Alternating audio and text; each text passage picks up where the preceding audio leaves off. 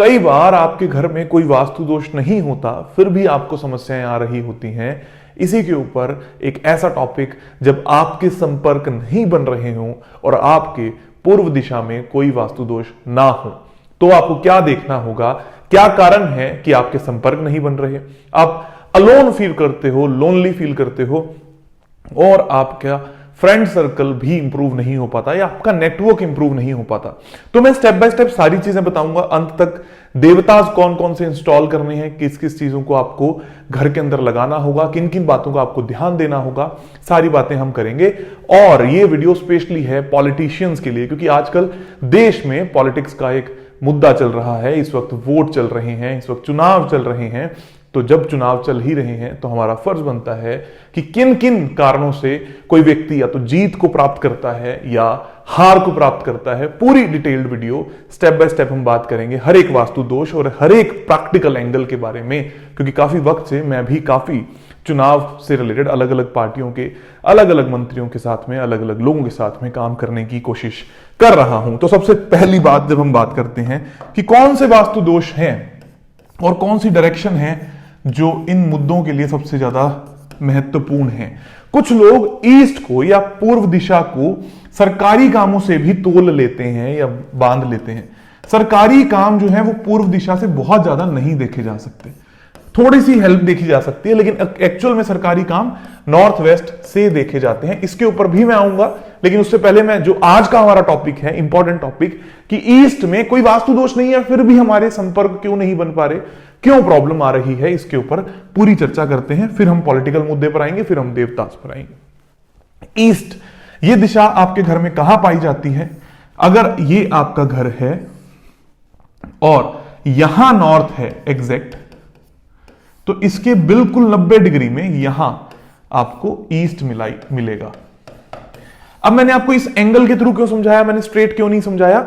इसके लिए आपको चाहिए होता है एक to the scale plan. To the scale plan क्या होता है कि जब आपको foot by foot, inch by inch हर एक चीज की मार्किंग करानी होगी, एग्जैक्ट डायरेक्शन कहां पर है वो निकलवानी होगी, तो ही आपको रिजल्ट आएंगे।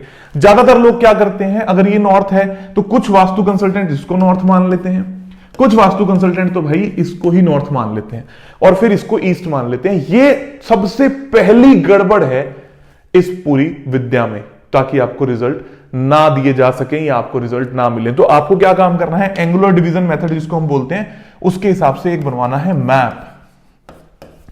सबसे पहले मैप बनवाना है टू द स्केल, मैप ही बनेगा। इस बात का ध्यान रखना, हमेशा इस बात का ध्यान रखो। मैं आपको कंपनी का नंबर भी दे देता हूं, जिस कंपनी से मैं अपनी मैप बनाता हूं उसका नाम है द ड्राफ्टमैन्स कंपनी। इसी कंपनी से मैं मैप बनवाता हूं, दिल्ली एनसीआर के, टू बी स्पेसिफिक, क्योंकि इनका काम अच्छा है। आपके आसपास कोई आर्किटेक्ट हो, आपके आसपास कोई लोकल ड्राफ्टमैन हो, आप उनसे भी बनवा सकते हो। शर्त यही होगी, मैप टू द स्केल चाहिए। मैं इस कंपनी का नंबर डिस्क्रिप्शन बॉक्स में डाल देता हूं और आपकी स्क्रीन पर भी आपको देखने को मिल जाएगा।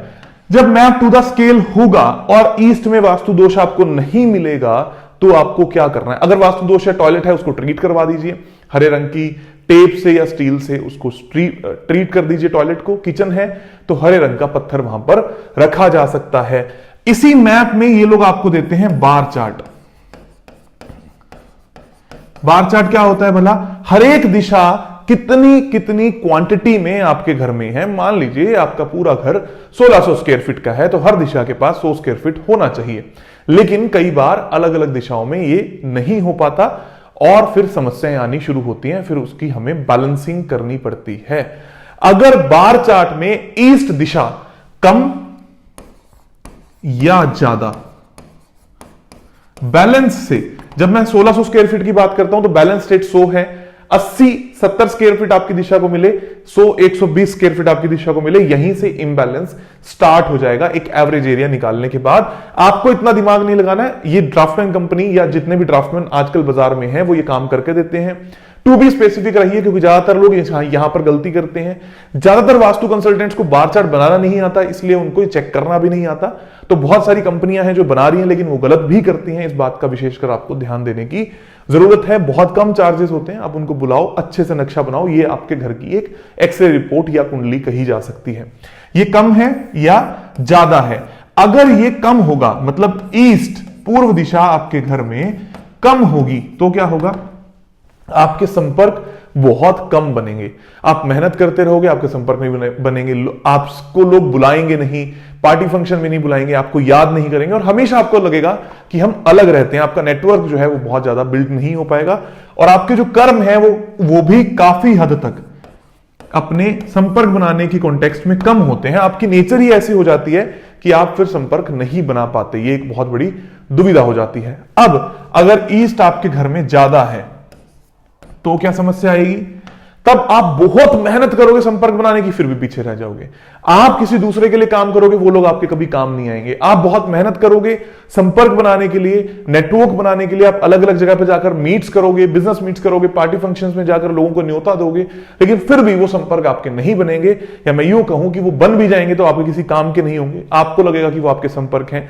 जिस तरीके से फेसबुक पर हजारों की लिस्ट आपने बना ली लेकिन लिटरली आपके कोई काम का नहीं है। ये होता है कि जब ये दिशा बढ़ जाती है। अगर ये दिशा कम होती है तो हमें यहां पर नीला या हरा रंग करना होता है। अगर ये दिशा बढ़ जाती है तो हमें गुलाबी यानी पिंक, या बेस्ट कलर है ऑरेंज, यहां पर पेंट कराना होता है और ये बैलेंस हो जाती है। जब मैं इन कलर्स की बात करता हूं तो कुछ लोग एस्ट्रोलॉजी को बीच में ले आते हैं। कलर्स करवाने के लिए एस्ट्रोलॉजी को बीच में लाने की कोई जरूरत नहीं है। मैं गारंटी देता हूं कि इन चीजों से आपका कोई नुकसान नहीं होने वाला। नेगेटिव चीजों से बचने की कोशिश करो। कुछ भी जमीन में डालने से पहले 100 बार सोचो और अलग अलग तरीके के उपाय करने की कोशिश करो। अब हम आगे बढ़ते हैं। मैंने आपको बताया कि अगर आपकी दिशा कम है या ज्यादा है तो आपको क्या करना है, और वास्तु दोष ना होने के बावजूद भी आपको क्यों संपर्क नहीं बन पाते, क्यों दिक्कत आती है, ये आपको आज मालूम पड़ा। अब मैं बात करता हूं पॉलिटिकल एंगल्स की। पॉलिटिकल एंगल मतलब अगर आपको पॉलिटिशियन बनना है, जीतना है, टिकट लेनी है, इस तरीके के उपचार करने हैं, तो आपको देखना जरूरी है कि क्या क्या चीजें करनी होती हैं। या किसी नेता के लिए, किसी एमएलए एमपी के लिए अगर आप काम करना चाहते हो तो भी इन बातों का विशेषकर आपको ध्यान देना है। क्या क्या चीजें, कौन कौन सी डायरेक्शन है जो उनके घर में सही होनी चाहिए। पहले नंबर पर है ईस्ट, दूसरे नंबर पर है नॉर्थ वेस्ट और तीसरे नंबर पर है साउथ। ये 3 दिशाएं हैं वो बहुत ज्यादा सही होनी चाहिए एक नेता के घर में, एक एमपी एमएलए के घर में, जो भी सामाजिक दृष्टि से गवर्नमेंट के साथ में जुड़े हुए लोग हैं उनके घर में। यही इन तीनों में टॉयलेट नहीं होना चाहिए। अगर ईस्ट में टॉयलेट है तो हरा रंग, नॉर्थ वेस्ट में टॉयलेट है तो व्हाइट कलर की टेप, और साउथ में है तो रेड कलर की टेप। इनका इस्तेमाल करके आप उन टॉयलेट्स को ब्लॉक कर सकते हो। साउथ में किचन अच्छी होती है, इन दोनों में किचन ज्यादा अच्छी नहीं होती। ईस्ट में अगर किचन है तो हरे कलर का पत्थर लगेगा, नॉर्थ वेस्ट में किचन है तो पीले रंग का पत्थर किचन में चूल्हे के नीचे लगने वाला है, लगना जरूरी है। इन चीजों का आपको विशेषकर ध्यान देने की बहुत ज्यादा जरूरत है ताकि लोग आपके साथ में जुड़े, ताकि आपको हमेशा लोगों का सपोर्ट मिलता रहे और आपका नाम हमेशा चमकता ही रहे। ये 3 डायरेक्शन सबसे ज्यादा इंपॉर्टेंट है। क्या क्या कर सकते हो इन डायरेक्शंस में? जो लोग बनना चाहते हैं या जो लोग अपना सामाजिक संपर्क फैलाना चाहते हैं वो ईस्ट डायरेक्शन में फोटो लगा सकते हैं अपनी बहुत सारे लोगों के साथ, जहां पर आप जनता के साथ में फोटो हो, अपनी फोटो को ईस्ट में लगा सकते हैं। उस नेता की फोटो जो जीतना चाहते हैं उनकी फोटो जनता के साथ में, ताकि एक कनेक्शन बिल्ड हो। हमेशा ध्यान रखना ये उपाय उन्हीं लोगों के लिए जो प्रैक्टिकली काम कर रहे हैं। कुछ लोग क्या करते हैं, प्रैक्टिकली तो ऐसा कुछ कर नहीं रहे हैं तो फिर उनकी लाइफ में प्रॉब्लम्स आने लगती हैं, मतलब रिजल्ट उनको नहीं मिलते। नॉर्थ वेस्ट के अंदर आप जिस भी पार्टी से उस पार्टी का चिन्ह लगा सकते हो, देश का एम्बलम भी वहां पर लगा सकते हो। जिस स्टेट के आप हो उस स्टेट का भी लोगो या स्टेट का नाम लिखकर भी नॉर्थ वेस्ट में लगा सकते हो। साउथ में फिर से अपनी खुद की फोटो जिसमें आप जीत रहे हो, जिसमें आप लोगों को अपना नाम दिखा रहे हो, इस तरीके की फोटो लगा सकते हो। दोष युक्त इनमें से कुछ भी नहीं होना चाहिए, दोष मुक्त दिशाएं होनी चाहिए। अब मैं बात करता हूं देवता एनर्जी फील्ड्स की, जो प्रैक्टिकल तौर पर इसमें बहुत ज्यादा ठीक होने चाहिए। कौन कौन से देवता है? नंबर 1 पर है आर्यमा,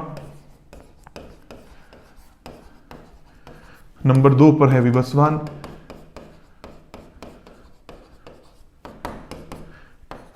नंबर 3 पर है रुद्र, नंबर 4 पर है मुखिया।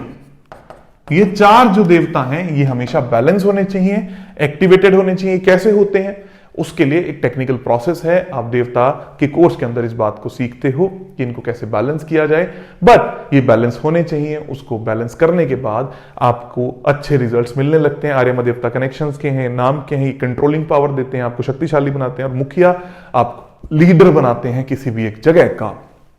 इस तरीके से आपके घर में दोष प्रैक्टिकल ना दिखते हुए भी बहुत सारी समस्याएं होती हैं, उनसे बचकर रहें। नक्शा हमेशा टू द स्केल बनाएं और साथ ही साथ में जो आपका प्रैक्टिकल एस्पेक्ट है उसको जरूर देखें और उपाय करके अपने सामने वाले की मनोकामनाओं को, इच्छाओं को पूरा जरूर करें। Thank you very much, stay tuned.